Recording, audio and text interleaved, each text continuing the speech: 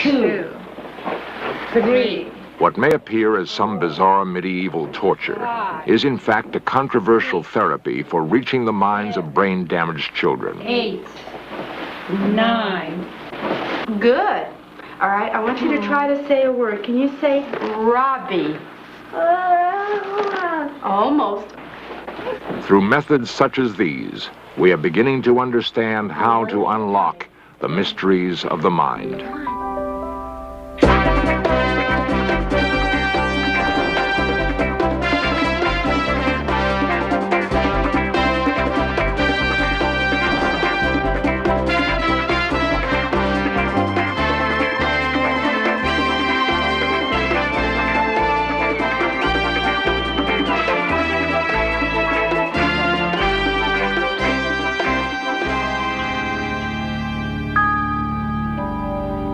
Scientists, including Russian medical researchers, have experimented with brain waves that may be capable of moving objects.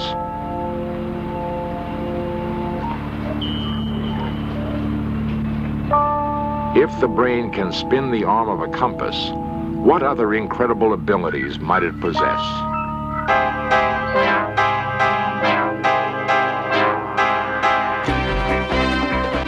This series presents information based in part on theory and conjecture. The producer's purpose is to suggest some possible explanations, but not necessarily the only ones, to the mysteries we will examine. Some animals have highly developed brain areas that control the sense of smell, sight, or hearing. The eagle, soaring thousands of feet above the earth, can spot small prey instantly. More sophisticated animals have keener senses. Man possesses the most complex brain of all, yet he has never finally honed his perceptions. Why? Animals provide us with a valuable opportunity to study the brain's evolution. From them, we can learn more about how the human brain functions. At the Brain Research Institute at UCLA, Dr. Michael Chase carries on one of more than 100 separate studies on the human mind. Experimenting with laboratory cats, he developed an instrument capable of isolating a single brain nerve cell. Dr. Chase is able to record the entire life of the cell. Now, the brain, as you know, is composed of literally billions of nerve cells. And each nerve cell is more or less the same, but it's the interconnections between nerve cells and what goes on at the level of a single nerve cell that fascinates us. What we're trying to do then is to study how one nerve cell works. If we can understand how one nerve cell works, we can understand how all nerve cells work, which is really how the brain functions. We can then, in a sense, tap the secret inner life of the neuron, a single neuron, while an animal, the cat, goes through normal cycles of sleep and wakefulness. From Dr. Chase's work, we may be able to create a refined roadmap to the brain. It has been only within the last 50 years that medical researchers have been able to chart general areas of the brain responsible for particular actions. The brain is divided into left and right hemispheres. Tests show that the left is more analytical and logical, and is the primary controller of speech. The right half gathers overall patterns and concepts. Key. A test measuring how much of our ability to speak is controlled by each half of the brain has been devised by Dr. Aaron Zeidel of Caltech. Subjects respond to pictures or symbols which relate to sounds they hear through the headphones. His work is designed to help brain-damaged people who cannot speak.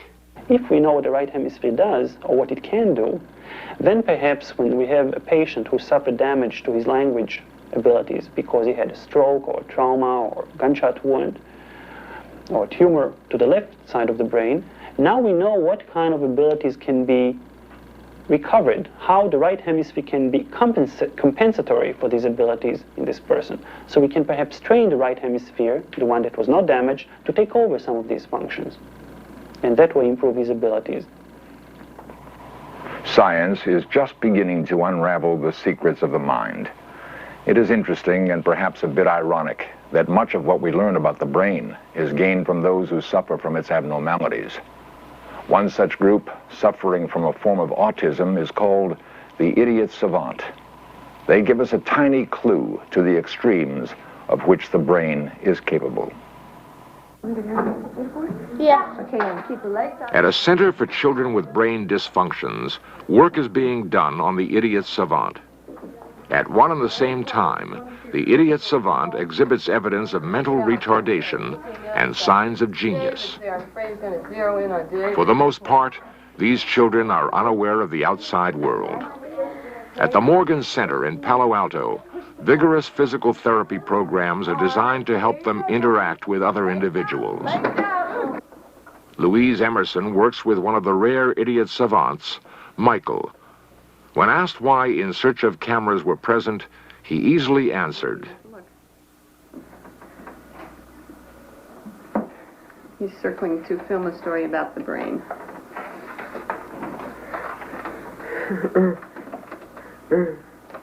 Whole thing. I eat. Much of Michael's life is spent attempting to master simple sign language, since he cannot speak. Yet, when tested by Stanford University scientists, they found that Michael understood highly sophisticated astronomy problems. Come on, you do it. I ride bullet. Good work. Excellent.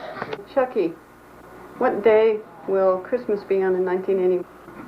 Chuck cannot multiply, he cannot divide, he does not know algebra. Thursday. Mm-hmm. He is right. What day was Christmas on when you were 8 years old? 1971. Okay, what day was Christmas then? Probably I was on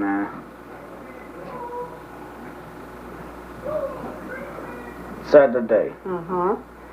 Is this cheese and tomato? No. Is this cheese and tomato? While Chuck can identify days of the year, both past and future, he encounters incredible difficulty in reading the simplest restaurant menu. Okay, let it go all the way down. $2.80. Okay. Okay, and what's the last thing you're going to get? Coffee. Okay, what is coffee? It's a beverage. It's 35 cents. Excellent. John can draw plans of any place or of any structure that he has ever been in during his entire life. His accuracy is astounding. He can correctly reproduce flight paths into San Francisco International Airport. John, what is that? What is this? Everything. Well, a child who is autistic, who has not received any remediation, demonstrates apparent inability to really see or hear much of what goes on in his environment. So these kinds of perceptual deficits continue to exist for the child even when he has been remediated. Now, remediation might cause him to be able to monitor some stimuli, to understand more of what's going on around him, and eventually to develop a splinter skill that might be much higher than his corresponding level of functioning.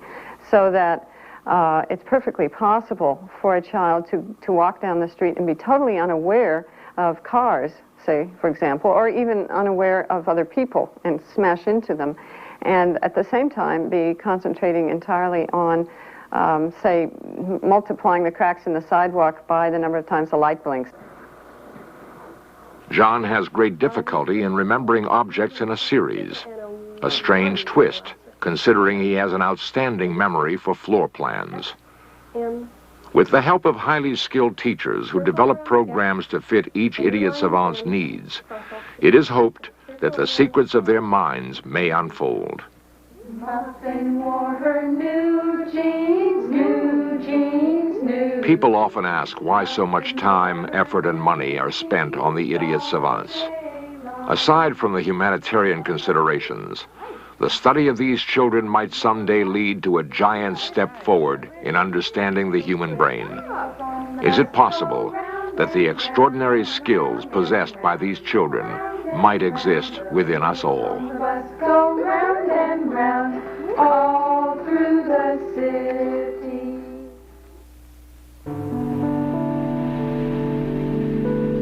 Medical researchers have discovered within the last 20 years that it is possible to monitor and record the brain's electrical activity.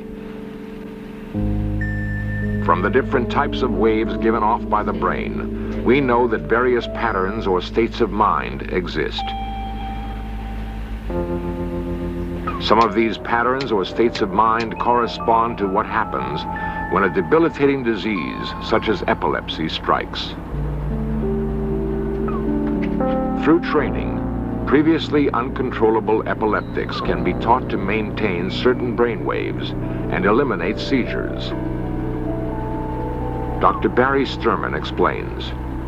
We believe we've discovered a state which is anticonvulsant. There are drugs which are anticonvulsants. These drugs apparently produce changes in the nervous system which can be empirically defined as anticonvulsant. It is possible that they activate certain normal patterns in the brain which are deficient in epileptics, and that this activation can be achieved in other ways, namely by teaching the patient through this operant conditioning method to alter neural circuitry and produce this state which is more resistant to seizures. We can get a bioelectric signal, an EEG wave, some physiological event that we can look at and teach the patient to manipulate. It may be possible to achieve very profound changes at all levels of nervous function. It's a nice little fellow. And for Children who are brain damaged can also learn how to bypass those areas of the brain which are injured. A team of doctors from Philadelphia have devised a therapy which teaches brain-damaged babies to use those areas of their brains which are not blocked and thus operate within a normal range of intelligence. He's a nice little fellow. Thank you. Come on, sweetheart. Come on. Come on. Christina is classified as a brain-damaged child, not from birth, but when she was 8 months old, some clothes fell on her in a crib, and she suffocated. For Christina, the therapy has made the difference between an utterly helpless child and one who now approaches normality. A series of seemingly bizarre exercises have been devised to help stimulate new cells in the child's brain. Once brain cells which control simple physical motions function properly, other cells responsible for speech, thought, and logic may begin to operate. Okay, sweetheart. This says ear. This is knee. Therapists using the Doman-Delicato method claim that 33% of brain-injured children, like Christina, can overcome their handicaps and become normal. If this is true, it is a significant step toward understanding how the brain matures and learns. Would you point to the one that says Daddy? Get your arm up. Point to the one that says Daddy. Point. Use your pointer finger. Point. That's right. That's right. Of all the organs of the body, with the exception perhaps of the skin, the brain is the easiest body organ to reach and to do something about. In the treatment of Dr. Robert Doman, one of the therapy's originators, believes that the brain can be stimulated by use of the 5 senses. Our goal is to improve the child's brain's efficiency, having the child use undamaged brain cells that are not dead, and developing new pathways to the child's brain.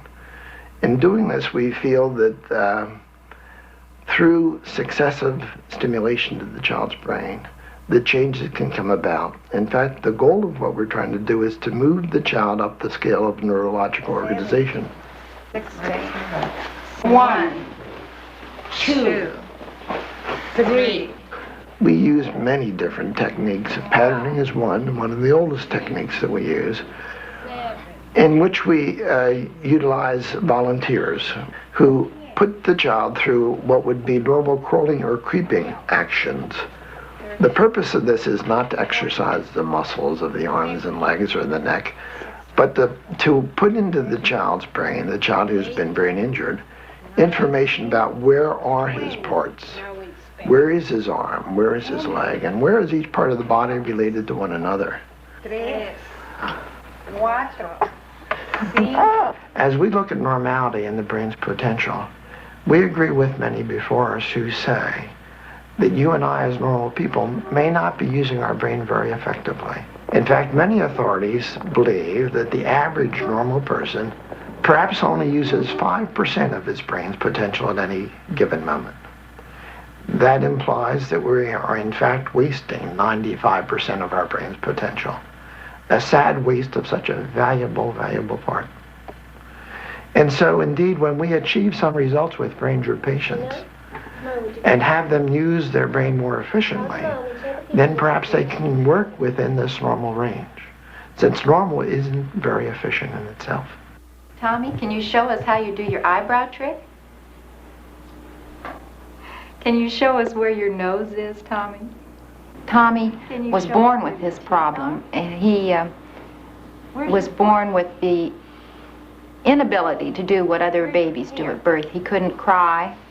He didn't have any of the normal reflexes. If you would lift Tommy's hand, it would flop down. If you would lift Tommy's leg, it would flop down on the floor. He could not hold his head in an upright position. One pediatrician told us when Tommy was 8 years old that we had to face the fact that he had never seen a baby lay as long as Tommy had and ever do anything in their entire life, that he was a vegetable, and we would have to face those facts. We would hate to believe that the pediatrician's viewpoint was correct, that Tommy would have laid there and never have done anything in his entire life. It would have been a big waste. As a result of his therapy, Tommy has now entered day school and functions much the same as other normal 3-year-olds. If we can teach an injured brain to stimulate unused cells, to take over the functions of damaged cells, think what could be accomplished in a healthy brain if these unused neurons were activated. Since only 5% of the brain is used, what if 20% was utilized? What might the potential be? By determining which side of the brain is primarily responsible for identifying faces, Dr. Zeidel believes he may be on the first step toward understanding where creative inspiration arises. Go to the next one. Creativity, it appears, is directly linked to a physical reaction within the brain. We know the damage to either side of the brain will decrease your creativity enormously. After right hemisphere damage, you will perhaps not be able to see the whole gestalt, the spatial orientation very well. After left hemisphere damage, you will perhaps not get all the details right. So I would say that the evidence so far is that really both hemispheres are very important for coordinated activity. How do you measure creativity? More importantly, how do you tap it? Dr. Betty Edwards, by teaching pupils to look at and draw pictures upside down, has enabled non-art students to utilize untapped portions of their brains and to become accomplished artists. Upside down, you no longer can view the drawing as, say, a man sitting in a chair wearing glasses and so on, that verbal knowledge becomes suppressed. As you look at the lines, I want you to try not to name things. When you come to parts that you can name, the HANDS, try not to think to yourself in terms of words, but simply copy off the lines just as you see them. Part of my work is based on a study that I did in which half the students were presented with the Picasso drawing right side up and told to copy it. The other half of the students were presented with the same drawing upside down and asked to copy it. And the results of that experiment showed that there was a significant difference illogically, that the upside down drawings were better than the drawings done right side up. Now this goes against common sense, doesn't it? The hypothesis of that study was that upside down, our normal way of regarding visual information, coding it into words, recognizing parts, symbolizing, is shut off. That part of our brain will not deal with upside down information. Upside down, the brain is forced to process the information in a different way. By using Dr. Edwards' method, it seems possible to unlock a creative area of the brain previously ignored. Dr. Thelma Moss, a professor at UCLA, has studied the powers of the mind. She believes that psychokinesis, The ability to move objects with brain waves is very real. Let's see if we can try to define what psychokinesis is. Let's call it PK for short because it's simpler and easier. PK, for whatever fantastic processes are involved, is the ability for somebody, just by a look of the eye or something that emanates from his hands, the ability for that person to move objects without touching them. Some of the early best work comes out of the Soviet Union. There's a lady there, her name is Madame Kulagina, and when this power is working in her, she can simply stare at a box of matches that have been scattered on a table, concentrate on them, and you can see the whole group of matches as if they were one, magnetized together, moving sometimes away from her, sometimes toward her, and something in her brain makes this occur. When we try to figure out what psychokinesis is, what is it that moves objects at a distance, we can say that it may be an energy that comes from the body that we are not yet, I underline the word yet, not yet able to harness. It will perhaps require years of study by brain researchers before we will be able to understand and harness the true potential of the brain. Professor William Tiller of Stanford University has extensively studied the mind and its potential. I think that if we work at tapping our brain power and really work at it, I think the results will be absolutely phenomenal. My own feeling is that we use a very small portion of our latent abilities, but if we focus on them, I suspect that the new man, that is the new man would begin to perceive and function at 5-dimensional and 6-dimensional levels of the universe compared to present man functioning at a 4-dimensional level. And I think that the new man, or the new humanity, will be as far beyond present man as present man is beyond Neanderthal man.